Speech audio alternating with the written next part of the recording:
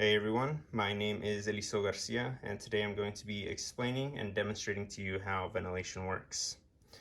Before I begin, I'll go ahead and briefly go over the main driving force behind it, which can be explained by Boyle's law. Boyle's law just states that at a given temperature, pressure, and volume within a given container are going to be inversely related to one another, as can be seen by this bottom portion down here. One thing that I want you to make note of is just that anytime that you have two variables on the same side of the equal sign, they're just going to be inversely related to one another.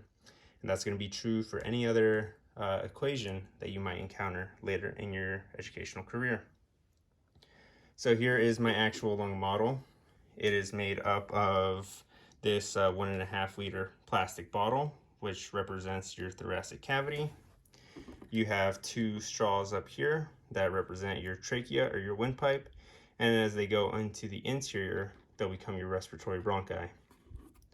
The two balloons on the interior are your lungs, and then you have a third balloon at the bottom that is your diaphragm. The space in between your lungs and your thoracic wall is your pleural cavity. And one other thing that is involved in breathing but isn't shown here would be your intercostal muscles that are in between all of your ribs. You have the external intercostal muscles that when they contract, they'll pull the rib cage up, and you have the antagonistic internal intercostal muscles that when they contract, the rib cage will go back down.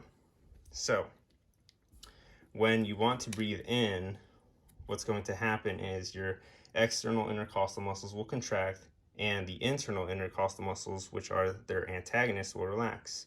Your rib cage will move up, and your diaphragm, which is normally up higher in your thoracic cavity, will contract and it'll flatten, going down. So this results in an increase in your thoracic cavity's volume. As seen here, this is going to lead to a decrease in your pressure. So because everything always goes from a high to a low pressure, your lungs, which are in a higher pressure zone, are going to go down adjacent to the thoracic wall, where there is a lower pressure. So your lungs will expand, your alveolar pressure will decrease, and it'll be 1 millimeter of mercury lower than your atmospheric pressure. This is going to allow air to go from a high pressure zone on the outside to low pressure on the inside. So as we can see here, normally your diaphragm is up higher, your lungs are, they shrink. When you breathe in, when you inspire, they'll expand, and when you exhale, again, they'll shrink.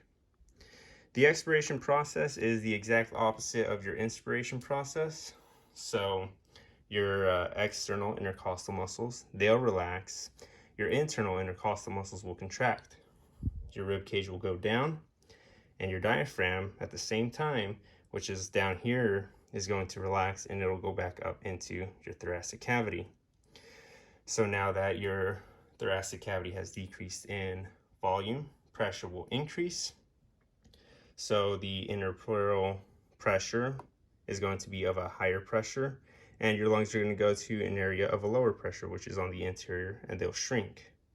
As this happens, the alveolar pressure will increase to be 1 millimeter of mercury greater than the atmospheric pressure, and that's going to draw air back out into the atmosphere. So once more, they were expanded, and then as pressure increases, they'll shrink and air will go out.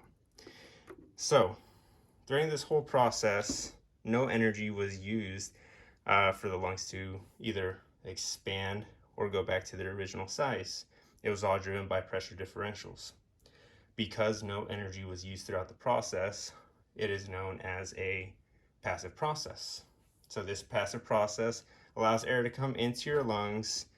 Gas exchange will occur while there in the alveoli, and then as you exhale, it'll be pushed out. And this same process would occur in any other mammal that has lungs.